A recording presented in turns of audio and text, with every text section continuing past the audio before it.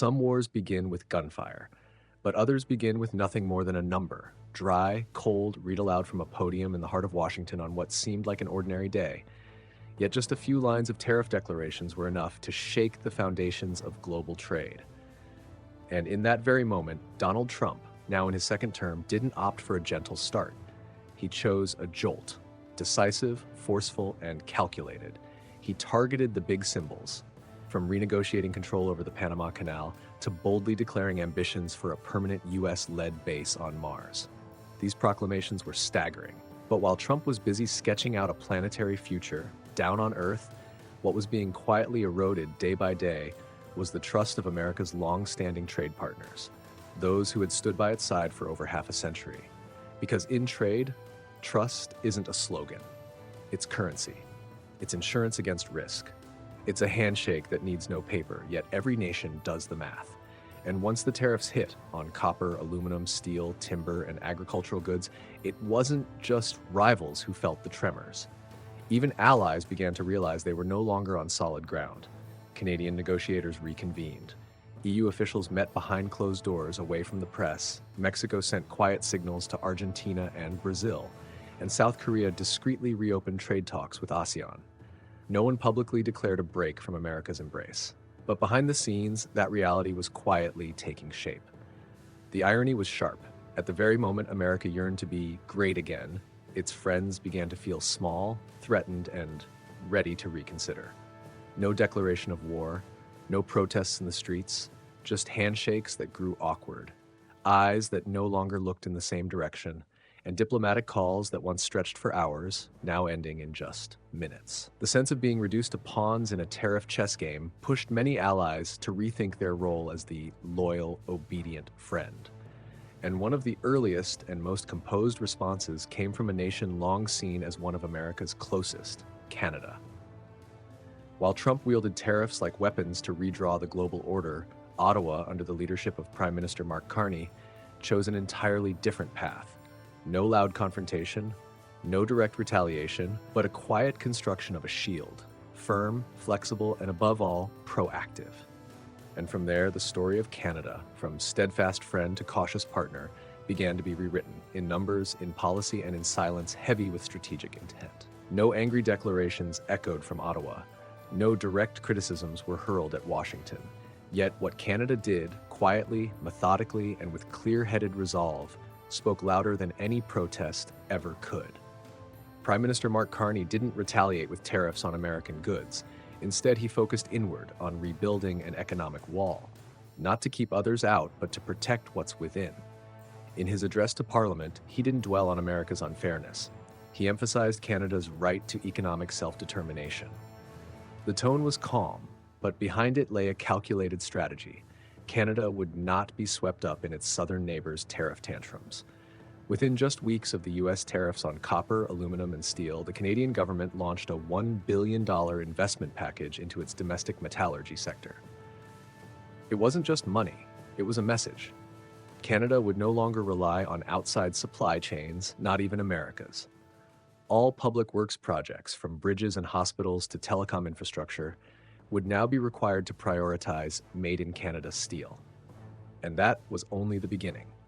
A cascade of coordinated actions followed, tightening steel import quotas from China, imposing tariffs on countries without a free trade agreement with Canada, and rolling out special incentives for small and medium-sized enterprises, the ones most vulnerable in trade wars.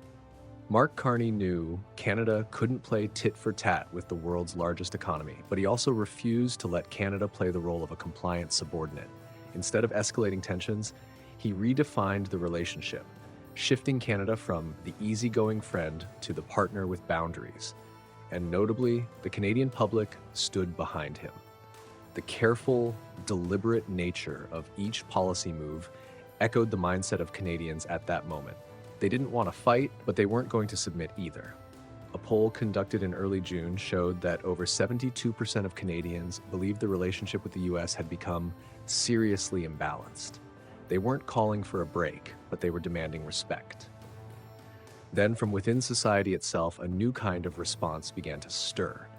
Not from the government, not enforced by law, not waved on banners. A quiet yet profound form of protest emerged from ordinary people, consumers. In a small town in British Columbia, a local grocery store posted a simple notice temporarily suspending U.S. produce imports for 3 months in support of local goods. No fanfare, no slogans, just a small sign by the vegetable stand. But from there, the message spread like wildfire. Other stores followed suit. A few supermarkets in Toronto and Montreal began clearly labeling the origin of each product, and shoppers, without being told, instinctively steered away from American items. This wasn't hostility, it was clarity. A deep collective realization. If you're treated like a hostage in a negotiation, you have every right to walk away from the table. No need for harsh words, just a change in behavior. This boycott wasn't loud, but the numbers didn't lie. Within 4 months, sales of American food products in Canada dropped by more than 8.5%. The number of Canadian tourists crossing into the US plummeted. June alone saw a 33% decline. That was when people realized these numbers weren't just consumer statistics. They reflected an emotion, a sense of hurt, and a refusal to remain dependent.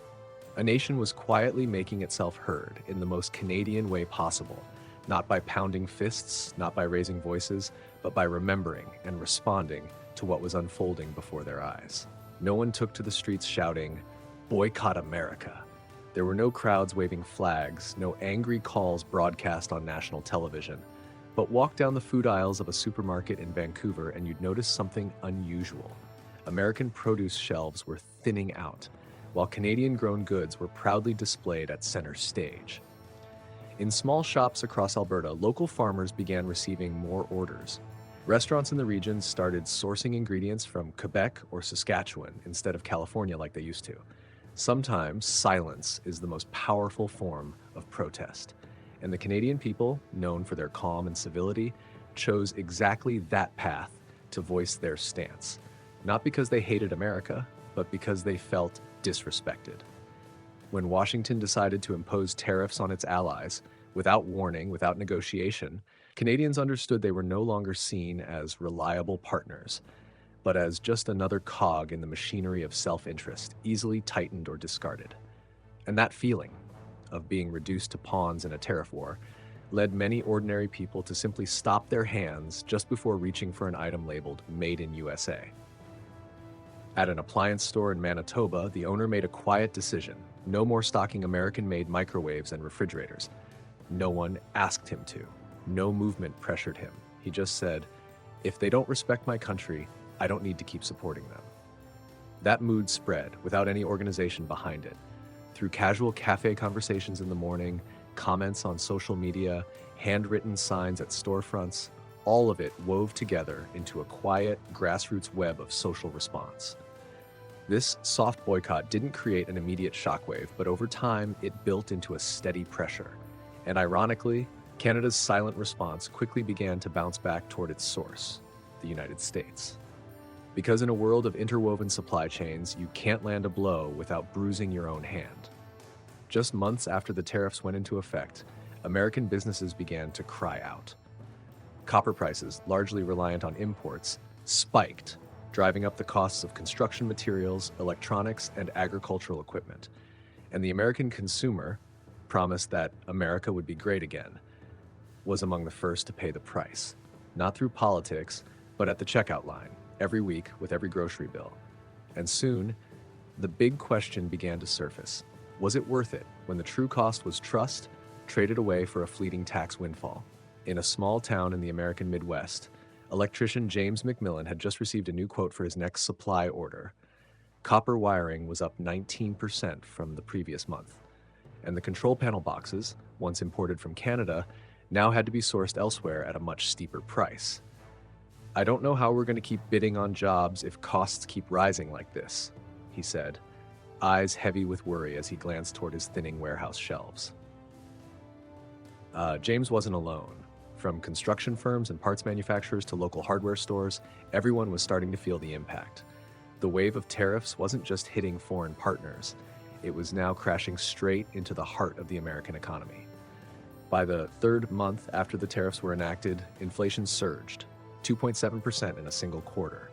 Most notably, prices for food, fuel, and household goods, were climbing faster than any forecast had predicted. American consumers began to tighten their spending, forcing many small businesses into precarious territory. For companies reliant on imported components, particularly in electronics and construction, profit margins shrank, expansion plans stalled, and worse yet, jobs were cut. One of the clearest examples was in the non-ferrous metallurgy sector, almost entirely dependent on imported copper. When Trump hiked tariffs to 50% on copper from Canada, Chile, and Peru, the rationale was to protect domestic production. But in reality, the US lacked the industrial-scale refining capacity to meet its own needs. The result? Skyrocketing input prices, with no viable domestic supply to fill the gap. The industry wasn't protected, it was strangled by the very policy meant to save it. In industrial states like Pennsylvania, Michigan, and Ohio, once the core of Trump's voter base, frustration was spreading. They weren't seeing new factories rise. What they saw instead were soaring raw material costs and increasingly fragile jobs. A motor plant in Michigan had to suspend plans to hire 120 workers due to unstable input costs. Meanwhile, in rural areas, farmers who had once backed the America First agenda now found themselves selling crops at a loss. Traditional partners in Canada, Europe, and Asia had pulled back on imports. An apple grower in Washington state said, "I didn't think I'd be the one hurt first by a policy meant to protect America." And as Americans began to realize they weren't immune to the economic storm they had unleashed, the rest of the world, those once cast as the other side, was quietly adapting. No bold declarations, no protest summits. But countries large and small began to shift their trade structures, away from risk, away from the instability radiating from Washington. And this quiet transformation, though not yet an earthquake, was already cracking the very foundations that had shaped the globalized century under America's shadow. In the quiet corridors of Brussels, a confidential European Commission document was being passed between trade experts. A $72 billion retaliatory tariff package against U.S. goods was in its final stages. Unlike the loud flare-ups of Trump's early years, this time the EU held no press conferences. There were no public rebukes, just a silent recalibration, line by line, clause by clause, as if rewriting a covenant for a new era, one in which Washington was no longer the immovable anchor. Mexico, long considered one of America's closest neighbors and partners, also began to shift course. Negotiations with the Pacific Alliance, with ASEAN, with Japan, and South Korea accelerated. The Mexican president even openly spoke of reducing reliance on the U.S. market to ensure long-term stability. A gentle phrase, but beneath it, a cold warning to the White House. Patience has its limits. Across Asia, countries once drawn into the vortex of U.S. trade talks were now turning away in a calm, orderly manner. Singapore signed a deeper free trade agreement with the European Union. Vietnam ramped up economic ties with the Middle East and India. Indonesia and South Korea expanded intra-regional trade under ASEAN +3, no longer treating Washington as a mandatory link in the chain. These shifts weren't ruptures, they were restructurings. A world quietly learning how to function without depending on a single center. A new trade system, more fragmented but also more resilient, was taking shape. And in this emerging world, the United States was no longer the default axis. A policy analyst in Tokyo once said, "The world isn't turning against America. The world is simply preparing for the moment America turns away from the world." And now, those contingency plans were beginning to turn into operating reality. Trade partners who once sat waiting for signals from Washington were now drafting their own plans, signing their own deals, and building their own networks. Not because they wanted to, but because they had to. And that is when a profound question began to echo. If America no longer holds the central role in global trade, then who are they in this new system? A superpower, a major player, or just another partner among many? One that must now negotiate from a position of parity. Since the end of World War II, the United States wasn't just the victor. It was the architect of order, the one who wrote the rules of the game. And in the grand game called globalization, America was the publisher, the irreplaceable center. With its massive consumer market, stable legal system, and above all, the strategic trust of its allies, the US became the launch pad for an entire century of growth. When America signed a trade deal, The rest of the world knew it was a ticket to a market of over 300 million people. When foreign companies invested in the US, they weren't just chasing profits. They were seeking stability, transparency, and the certainty of clear rules. And when the US called for the formation of an economic alliance, countries lined up, because they believed that standing with America meant standing in the safe zone. But times change, and more notably, it was America itself that lit the spark for that change. In recent years, allies began to ask themselves, does the stability America once embodied still exist? When tariffs can be rewritten with every new president, when trade commitments can be torn apart with a single tweet, when global leadership is replaced by adversarial, unilateral decisions, and ones that can flip overnight. From Tokyo to Berlin, from Ottawa to Seoul, policymakers have been forced to learn a hard lesson. In the new trade order, you can't put all your trust in one nation, even if that nation is the United States. And so the role of global trade superpower, once seemingly untouchable, has slowly begun to recede. Not because America has grown weaker, but because the rest of the world has grown stronger. Not because people no longer want access to the US market, but because they've learned not to depend on it entirely. Today, America is still an attractive destination, but it is no longer the only one. Supply chains are branching out. Multinational corporations are restructuring. Capital is flowing to Southeast Asia, to Africa, to Eastern Europe. New free trade agreements are being signed without the US. New frameworks for financial, tech, and energy cooperation are forming without Washington at the center. A country once seen as the ultimate fallback when the world spun into chaos is now prompting other nations to build contingency plans. And in this new equation, the US no longer walks into the room as the one handing out opportunities. It must negotiate. It must compromise. It must listen. This isn't collapse, but it is undoubtedly a transformation from an indispensable superpower to an important partner among many others. And within that shift, America is being tested. Not just in capability, but in character. Can it still lead the world by trust? Or will it merely chase after a new order it once had the power to define? There's a paradox in politics and trade.